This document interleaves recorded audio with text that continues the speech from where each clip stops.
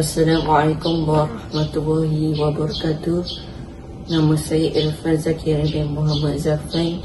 Biodiversity adalah kepelbagaian organisma hidupan.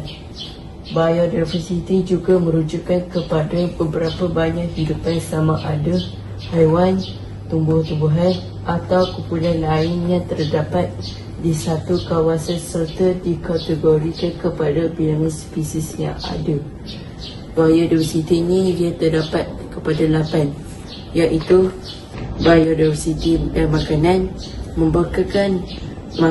membekalkan sumber makanan hasil dari flora dan fauna yang ada dianggarkan terdapat 185,000 spesies fauna dan 12,500 spesies tumbuhan berbunga di Malaysia.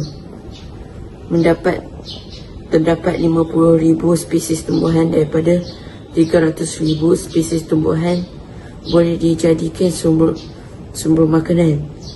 Tetapi 3,000 spesies tumbuhan sahaja yang digunakan manusia untuk sumber makanan. Biodiversity dan kesihatan. Penduduk luar bandar kebanyakan masih bergantung terhadap tumbuhan haiwan untuk menghasilkan ubat. Biodiversity dan perhutanan. Hutan hujan tropika adalah teras utama biodiversity di Malaysia. Di dalamnya terdapat pelbagai spesies haiwan dan tumbuhan. Sebanyak 600 spesies burung, 286 spesies mamalia, 140 spesies ular. Biodiversity dan pelancongan. Pelancongan merupakan sumber pendapatan kedua tertinggi di Malaysia. Biodiversity dan sumber asli.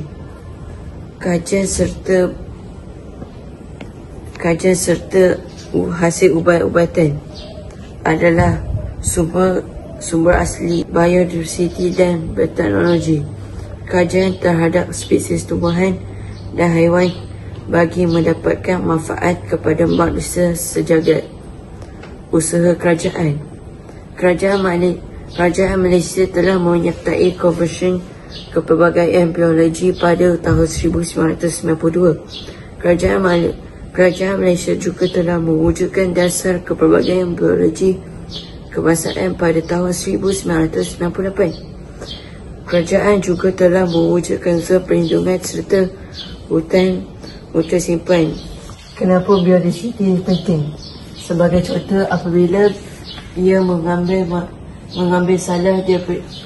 salah satu daripada benih ini, ia membawa benih itu kembali ke sarangnya di mana ia memakan sebahagian daripada benih dan membuang yang lain.